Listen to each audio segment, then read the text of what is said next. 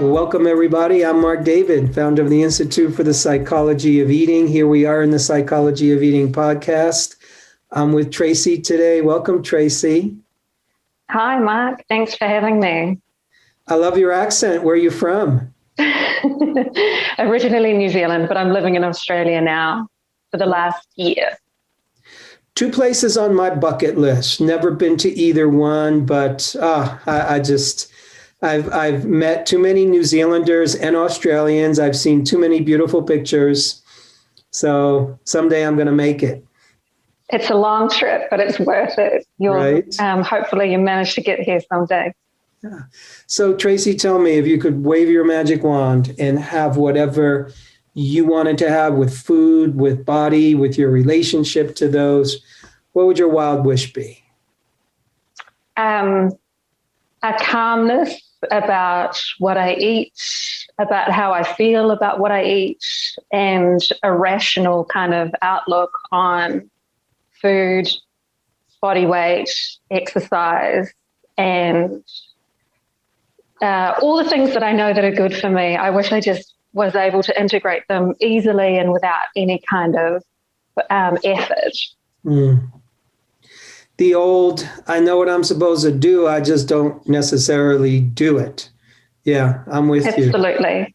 And then every time I have any kind of crisis, small or big, it seems that I just turn to food and quite easily and quite quickly gain huge amounts of weight. You know, just recently with all the stress and isolation and loneliness that came with the COVID lockdowns or stay-at-home orders, as I think you call them, I immediately turned to food and gained 12 kilos without even being even remotely conscious of it. And that's not a sustainable way to live. Mm. So would you like to lose weight right now?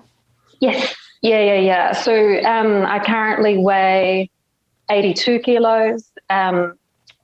An optimal weight for me is probably around 65. For about 4 years leading up to early 2020, I was around 72, and that's about fine for me as well. So somewhere between 65 and 72 I can live with. Obviously, I've been a lot slimmer, but we all were when we were younger. Right. So how long would you say you've been wishing to lose weight?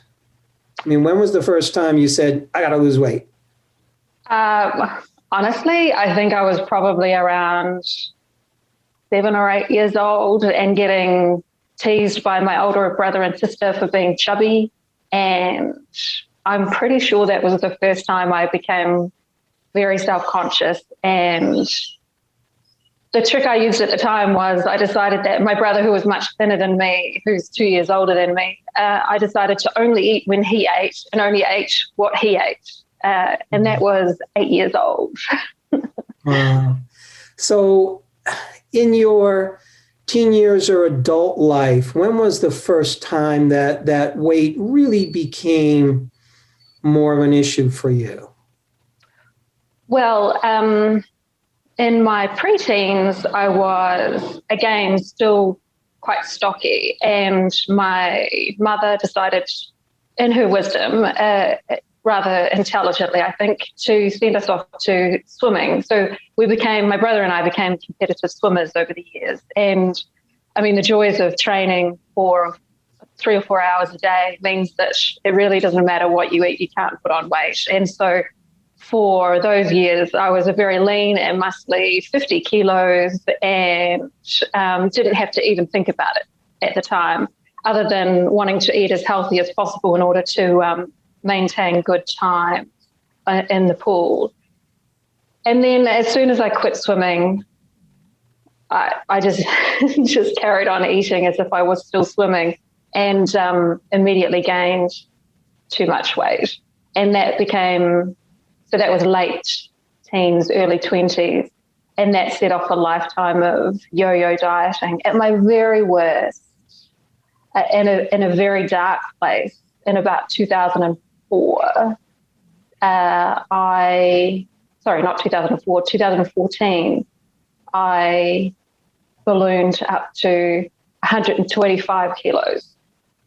And that was a really dark time. And I think it was around that time, soon after, that I discovered your podcast and started listening and understanding a little bit more about protein and about how our parents affect our eating styles and habits, and how we can make much better choices and integrate better options.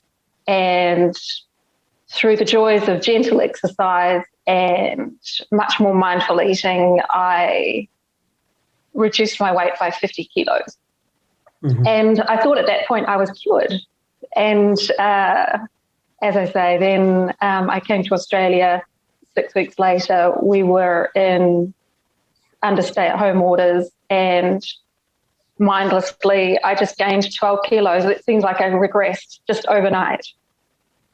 Mm-hmm. How old are you now? 45. 45. And are you in a relationship these days? No.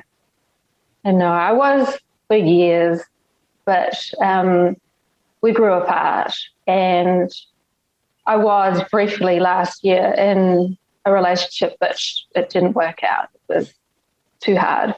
Mm-hmm. What's your relationship wish for the future, if any? Like, if you can write the script for that, what would it be for you? Oh, I would love to be in a loving relationship with someone. That would be my absolute ideal. I mean, and I think part of that is me becoming less critical of myself and more at ease with myself. I think would definitely help with cultivating much better and loving relationships with friends and family, as well as potentially attracting someone. Mm-hmm. So in the times that you've been in relationship, even when it hasn't ended up working, where were you at in your own mind in terms of your body? Meaning your body, your weight, your relationship with those. Was it still a challenge for you? Did it still feel like an issue for you?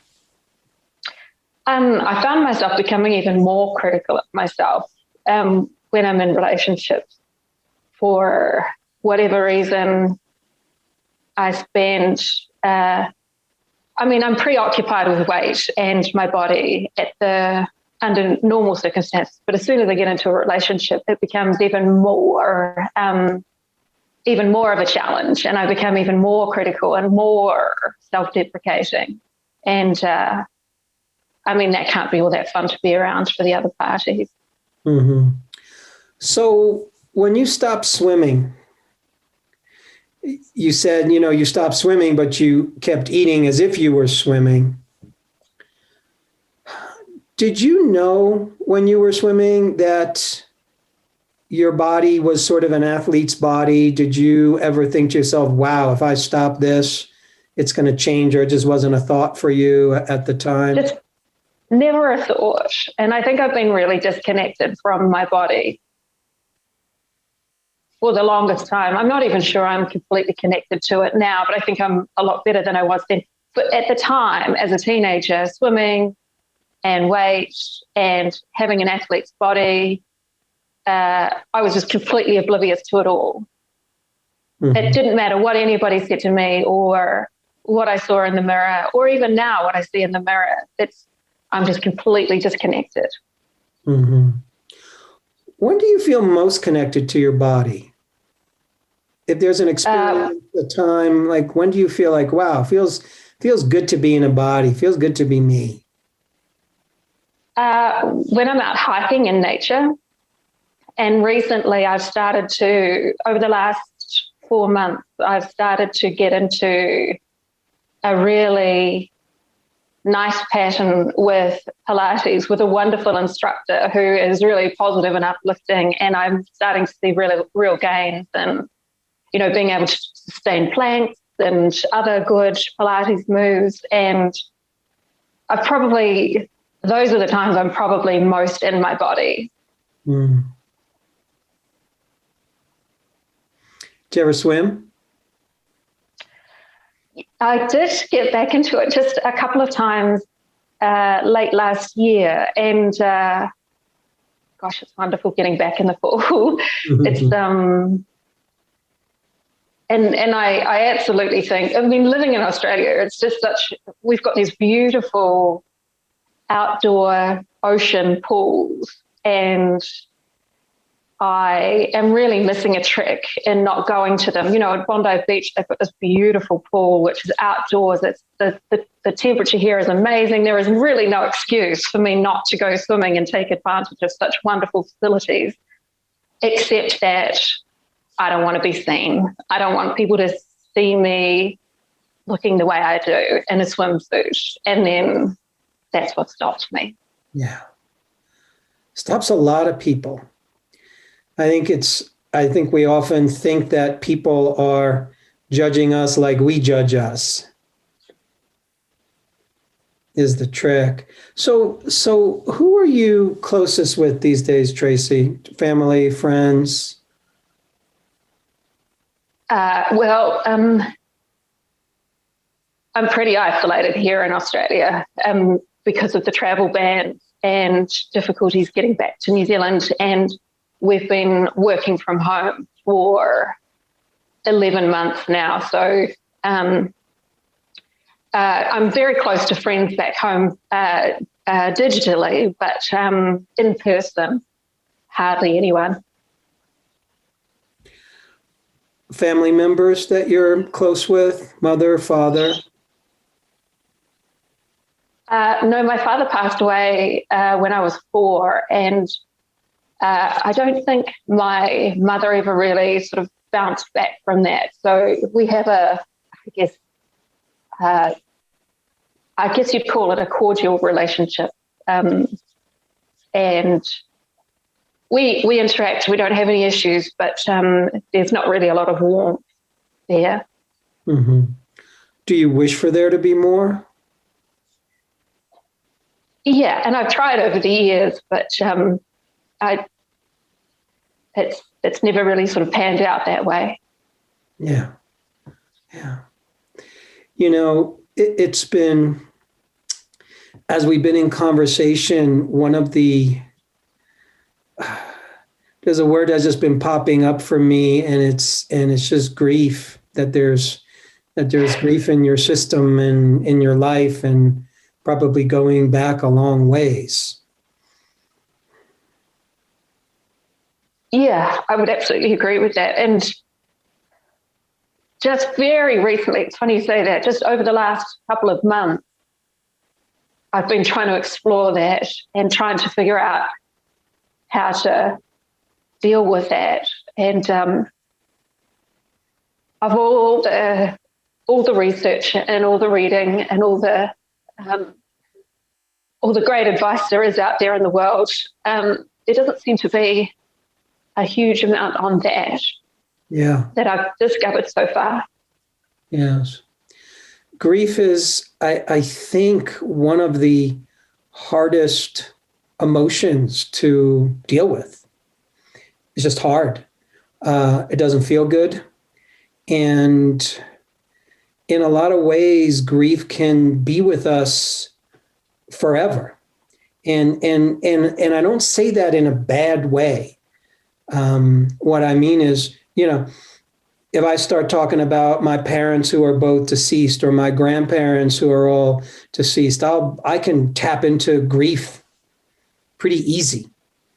You know, I think at various points we hopefully find a way to sort of bring it with us. And there's just a part of me that is just kind of wondering for you, you know, especially having your father dying at a young age, you probably can barely remember him, is what I would guess. That's right. Yeah. So there's a strange kind of grief there because you didn't get to have your father. And on top of that, you were probably exposed and are still exposed in a strange way to your mother's grief. And because we're the children of our parents, we're going to model after them, and we're going to be like them in many ways. And in certain ways, we as children can sort of carry burdens for our parents. And you probably took on some of your mother's grief. Absolutely.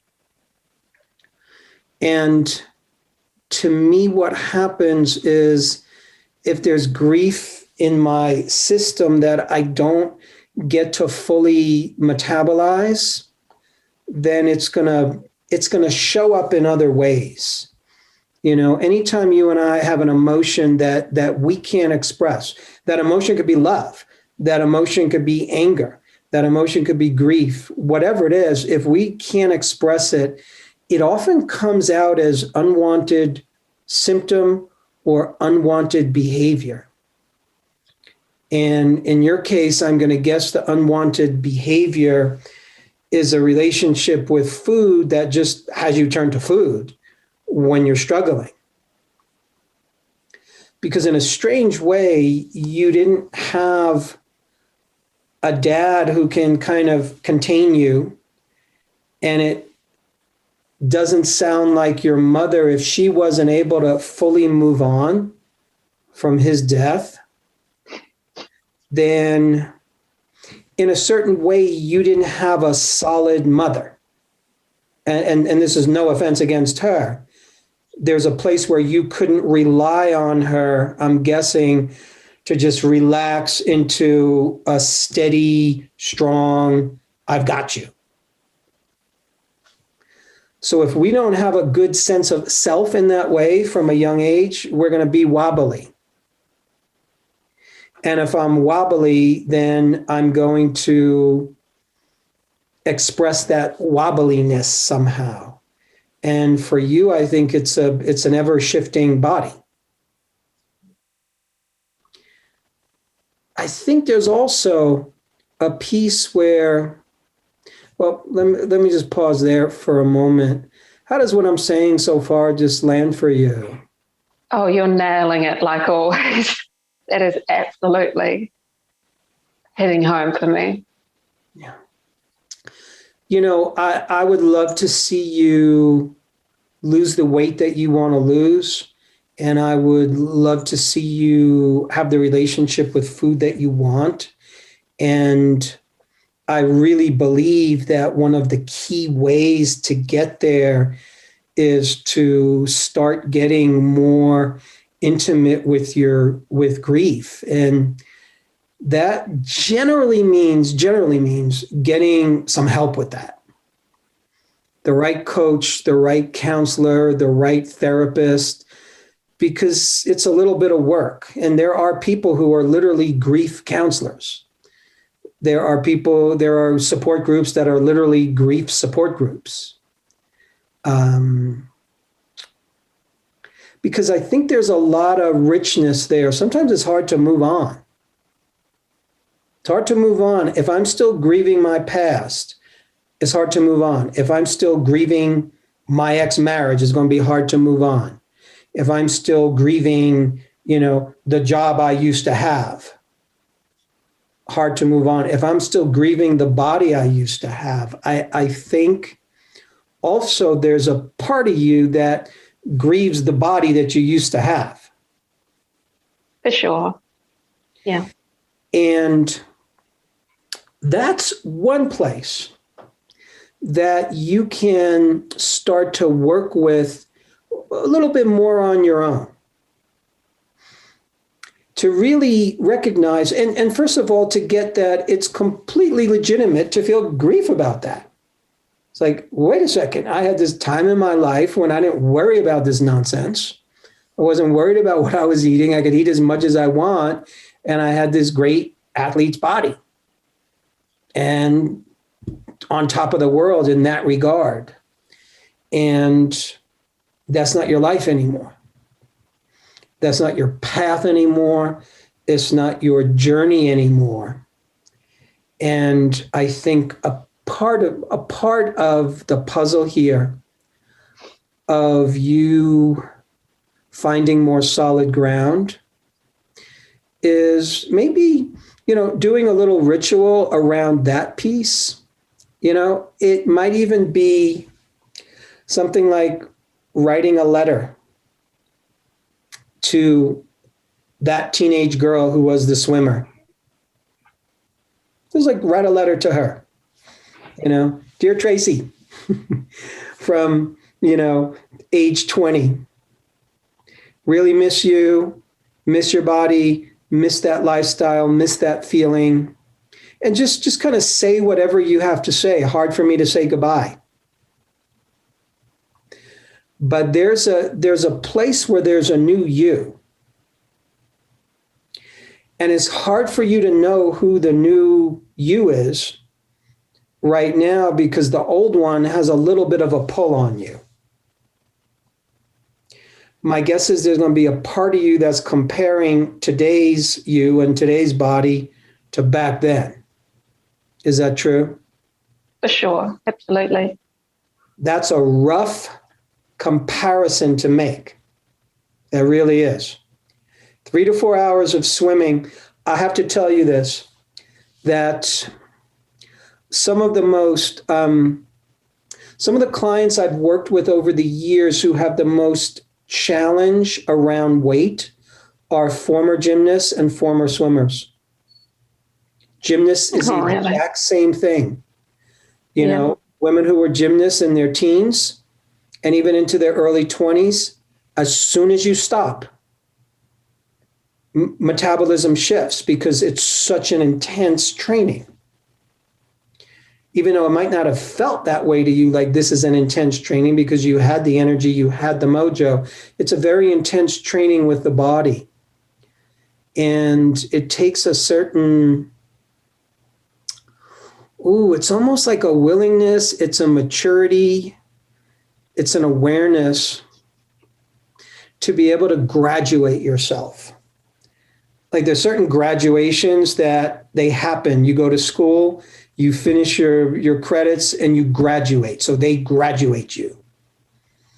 Maybe you've been in jobs before where you move up the food chain a little bit. They graduate you. There's certain things that only you can graduate you. And there's a place where it's almost like you have to graduate from your teenage 20-year-old body and just say goodbye to her without even knowing what the future is going to be. That's just one of the thoughts going through my head right now. I still cling to this kind of idea that one day I'll get back into it. One day I'll be training 2 or 3 hours a day again, and I'll be looking not quite like I did, but as strong and as energetic as I did then. And I'm just so far away from that right now that it feels like some sort of punishment to keep clinging to those hopes. I agree. It will feel like a punishment. And it's really you not saying goodbye and letting go. You're right. Yeah. And that's going to be a real let go for you. Like it's a real let go. I want to say in sort of my framework of how I look at our life stages, age 40 to 45 that you're in right now, previous to 40, we're in some version of princess archetype, early, middle, or late. And princess is not a negative or a pejorative term. It's just denotes the various stages of the young woman and what she moves through as she grows. So at an early princess stage, a young woman is very much dependent on the outside world for approval, very much dependent on what do you all think of me? How do I look? Thank you for telling me I'm pretty. I feel much better about myself now. That feels great. So we're getting outside input, outside feedback about you're valuable. And because you're valuable, you're loved. And because we see your body and your looks in a certain way, you're loved and you feel that. And gradually, as a young woman develops, you go, oh, wow, I have these skills that I have. I have these gifts. I have certain attributes. I have certain traits. And that gives me value. And I'm looking at age 50 and up as queenhood, and 50 and up as a queen. Think of any queen you've ever seen in any fairy tale or movie, like a good queen. Good queen sits on her throne. She kind of knows who she is. She's benevolent, she's kind, she's giving. She's not necessarily the hottest chick in the room, but she's the most glowing, she's the most radiant, she's the most present. A good queen would never sit on her throne and say, excuse me, everybody, do I look okay? Do I need to lose a couple of kilos? Does this look good on me? No, you wouldn't be so confident in following that queen. So a queen knows she resources herself. Age 40 to 50, you're no longer a princess and you're not yet a queen. So I'm going to call that queen in training. So I see you as a queen in training. And part of being a queen in training is the conscious understanding that you're letting go of that older archetype. Because no matter who you are or what age you are, we're going to lose it at some point. We're going to get older and we're going to get crinkly and wrinkly and then eventually die.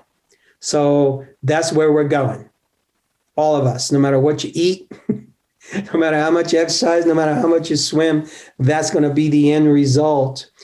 And right now, now's your time, is how I look at it. So it's the time when, rather than you focus on weight loss, you focus on other things that will support weight loss. And to me, the thing to focus on that supports weight loss is you asking the question, what does it mean for me to let go of the princess archetype and slowly and gradually step into the queen archetype? One thing we just mentioned is noticing this part of you that wants to go back to the princess. Well, someday I'm going to train like she trained. I'm going to get back in. Now, it doesn't mean you're not going to get back in the pool. It doesn't mean you won't have an hour or two swim here or there, or a 3-hour swim. It doesn't matter. But what you're letting go of is the promise. You are letting go of the dream. And sort of starting to trust your life and how it's going to unfold for you.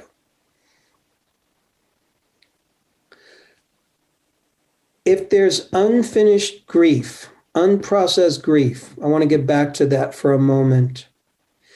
It's going to be easy for grief to show up in all kinds of little ways. So grief will show up more. Here you are, you've just moved, and you're not close to your good friends. It's going to be easy to feel grief around that.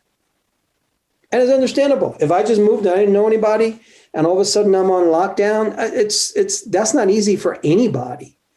But it's going to have a special poignancy for you, I think, because there's this background grief that as soon as something comes up to touch that grief, it gets activated.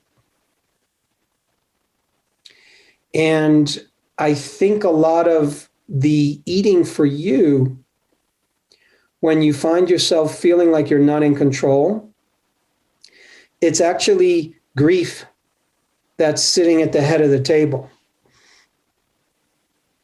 It's the grief that's kind of hungry. It's the grief that just wants to sort of feel good. And food makes us feel good.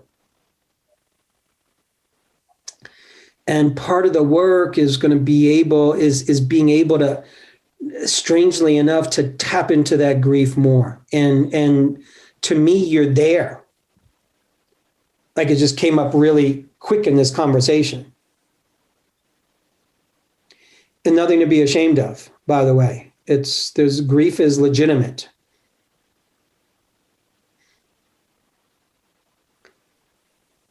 What are you thinking as I'm talking away here? Yeah, I mean, I think grief permeates all aspects of my life now that we're talking about it and now that I'm reflecting on it. And even, well, now that I think about each kind of moment of crisis or difficulty, there's a grief attached to it, a grief for a lost childhood, a grief for a lost without parents who were there and present, grief for not reaching my full potential in work and life. And it's something I really need to deal with. Yeah, you're absolutely right. It's all making sense to me. The grief also came up when I asked you about relationships, and there was grief there. Absolutely. And again, it's an emotion that humans feel, and it's impossible to go through one's life without having grief. You've had a little bit extra helping, I think. Given your childhood, which I know a little bit about, but just hearing that, in a strange way, a 4-year-old cannot feel grief in the same way that a 20-year-old can, or a 30 or a 40-year-old can. So on a certain level, the grief of not having had your father in your life, having your mother who wasn't quite there emotionally or energetically, and therefore missing a certain kind of childhood, you're not going to be able to feel that grief until later in your life. So I would love for you to think of it as that this is a time in your life when you're pivoting. This is a time in your life where you're making a shift. And by embracing the grief more now, and to me, by embracing grief, what I'm saying is just honoring it and honoring yourself, that this is a perfectly reasonable thing for you as a human being to feel, given your story, given your history. That's intense, what you've had to go through. And you've probably had to become your own parent in a lot of ways. Absolutely. And there's certain ways you're a good parent for yourself, I'm guessing, and there's certain ways you're not such a good parent. One of the ways you're not such a good parent is just how you take care of your body and how you, more so how you manage your emotions. Absolutely. Because emotions are going to feel overwhelming when there's grief in the background that's not getting attention. Absolutely. A real growth point for me is managing my emotions better. And to the extent where one of the ways in which I let myself down is when stress or heightened emotions get on top of me, I lash out at people and immediately regret it while I'm doing it. I regret it immediately afterward. And I've been on the receiving end of other people doing it to me from time to time. I mean, that's life, but, and And I know how awful it feels, and yet I do not seem to stop myself from doing it. And perhaps if I understand correctly, what you're saying is that dealing with the cause, being the grief, will help me manage the symptoms better. I'm convinced of it.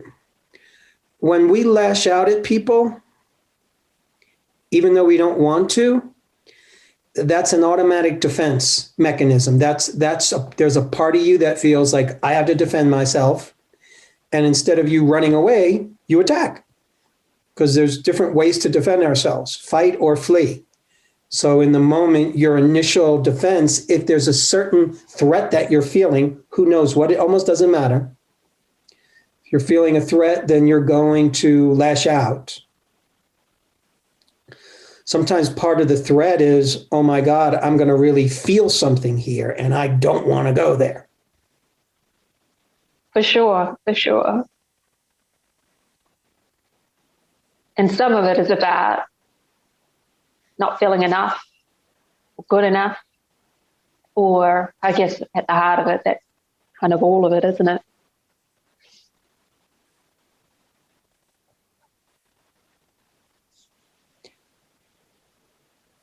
Yeah. Life's complicated, isn't it? I don't know that it's complicated. I think it's difficult. Grief is very straightforward. It's grief. And it's a very powerful emotion. And, just about every religious tradition has a practice around grieving when somebody dies. I know in the Jewish religion, somebody dies, they have this thing called you sit Shiva for 7 days. You literally hang around your house.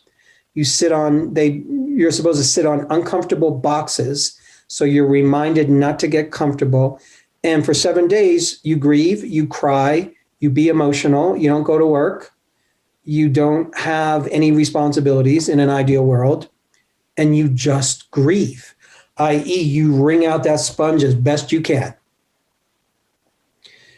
And the wisdom there is we need time to grieve. And grieving is also, it cycles. There are times when the grief goes away. And then there are times that it shows up again. I've worked with people over the years who have lost young children to sudden infant death syndrome.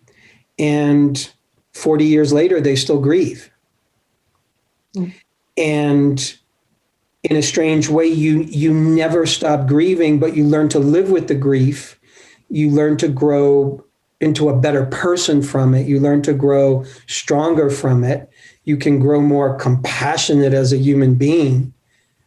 You personally can probably understand as good as anybody what it's like to lose a parent or not have had a parent. So,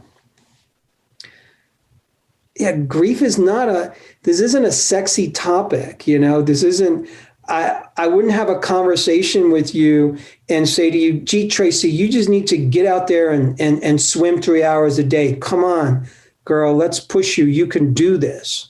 That would be a terrible thing for me, or I think anybody else to say to you.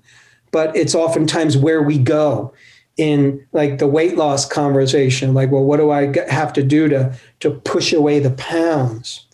And I think what you're learning to do right now, in a strange way, is you're learning how to land in your body. A lot of ways you're learning how to be in your body. And being in your body doesn't just mean how to move it and how to exercise it and how to swim it. Being in your body means, in a lot of ways, wow, I'm having all these emotions and sensations. What do I do with this? I'm having this intense urge to eat. What do I do with this?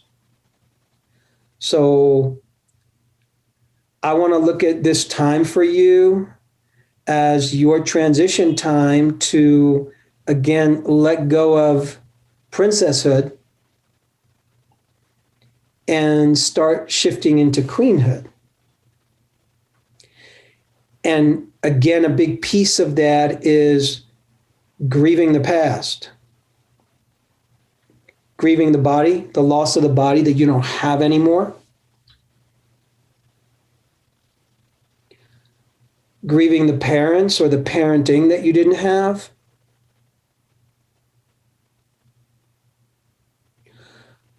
I think as you start to do that, you're going to see more daylight in front of you.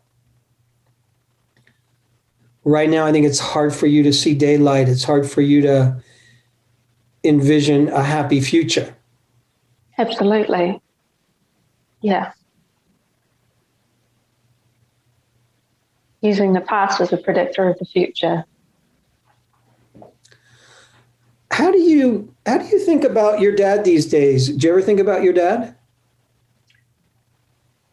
Well, the brief relationship that I had last year was with a man who had two children, and they were he was separated, and it came up to Father's Day, and obviously he spends a lot of time with his children on Father's Day, and that brought up so many emotions that I thought were long gone, that I just wasn't even able to articulate or understand. I just knew that I was feeling really emotional and needed to withdraw, and I couldn't put my finger on what the issue was, because so my mother's English, and in polar opposite to the Jewish faith that you described previously, hers was much more stiff upper lip. If you don't discuss it, it never happened. Certainly in growing up in 70s, 80s, 90s New Zealand, there was no such thing as counselling or talking about things, because why wallow in your misery? The best thing is just to move forward and forget the past. And so that was the environment I grew up in, and my brother and sister. And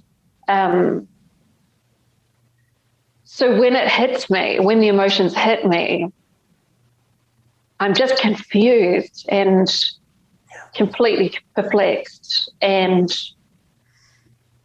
just recently I have started to try and delve into them and try and understand them more, but I don't know if I've ever had the vocabulary or the tools to kind of do that.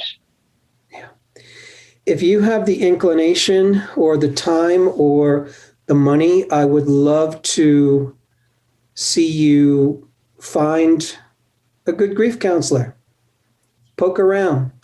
It's and this is we live in an online universe these days, so it doesn't have to be in person. It could be over Zoom. And I think that would be a really, really great gift for yourself. And I'm going to tell you that a majority of grief counselors that I've met, they go into it because they've experienced a lot of grief, and they understand firsthand how to be with that, how to work with that, how to deal with that. Because I think there's a lot of strong emotions inside you, and that's part of your power. That's actually you, that's your life force wanting to just come out and express itself. And, in the meantime, are you a person that like journals? Is that a tool? Yes. Yes. I've been journaling, and I've also been, it's funny you mentioned counseling. I have over the years tried off and on, but I think where I've gone wrong with counseling is that I've not specifically sought out a grief counselor. I've ended up talking with someone who each of the counselors have sort of focused on depression and focused on the mechanics of that, and saying, exercise and eating well and getting outside of the house and connecting with your friends.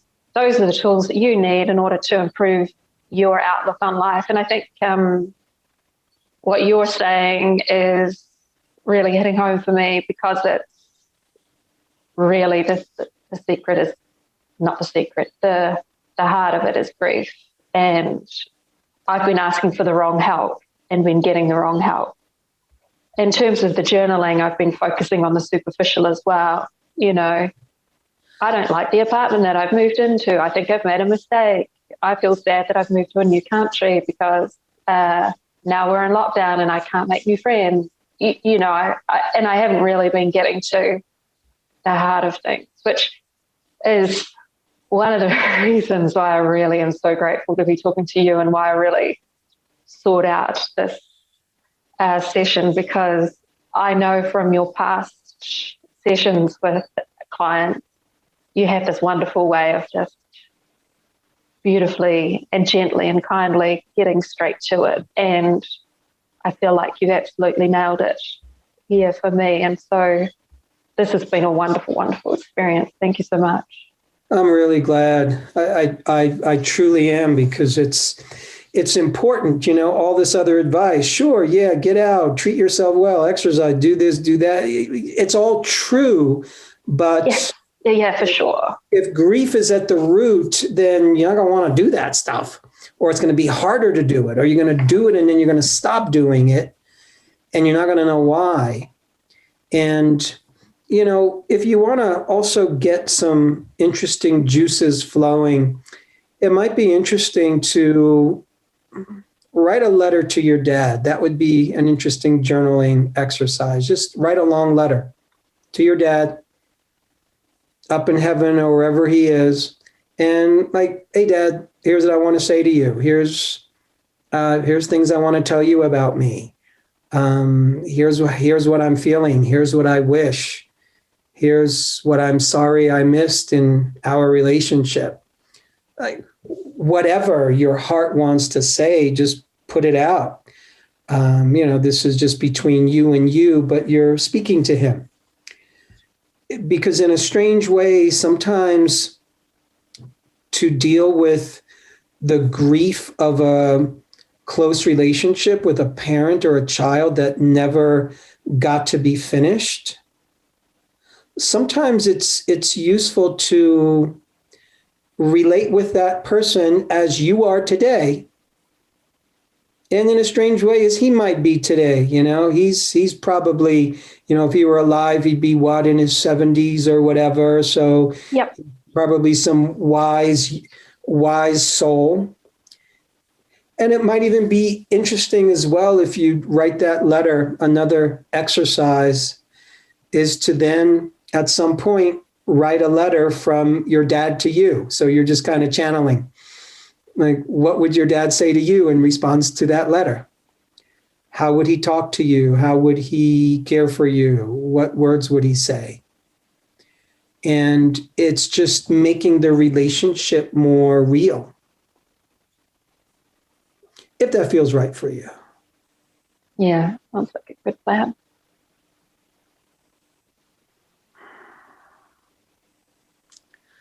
I really appreciate you being willing to just kind of go where you've gone in this conversation today. I know it's not easy. And again, it's not a sexy topic, and it's not the, 5 steps to losing weight and let go of emotional eating forever kind of a thing. But sometimes this is just the work that we need to do. It's like the way your body fluctuates is just, to me, it's your soul calling for more solid ground. And that solid ground means more connection to yourself. And more connection to yourself right now, to me, means dealing with grief, because it's with you. So let's just give it a big hug and invite it in and let it teach you. I've been looking for, I've subconsciously known all along on some level that I've been tackling the superficial, that it's getting me somewhere, that it's definitely helping. But I've never quite understood the soul of the matter.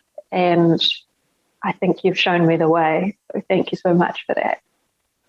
Yeah, I really appreciate the conversation. I really do. And wish you all the good fortune in the world with this. To me, you clearly have what it takes. And I know it doesn't seem right now that this is going to be easy, because it's not going to be easy. But the truth is, it hasn't been an easy journey for you anyway. It can't get any harder, for sure. Right. Exactly. So this is the kind of hard work that is the good hard work. Like it's going to pay off for you. That's how I see it for you. I'm not afraid of hard work, and knowing that it will lead to good outcomes is motivation enough. Yay. You feeling complete for now in this conversation? Thank you. Yes, I am. Thank you so much for this. This has been, you're quite right, not deeply sexy in terms of content. And no, I don't have the 15 steps that I need to follow that I will immediately lose my 10 kilos. But you've given me something much more important and valuable than that. And that other stuff is not even the issue that I need to think about right now. Well, you got it. Great work, Tracy. Thank you so much, Mark. Appreciate it. Thank you. Take care, everybody. Hey friends, we're so happy that you've joined us for another episode of The Psychology of Eating with Marc David. Are you loving these episodes? Then simply subscribe and you'll never miss an episode again.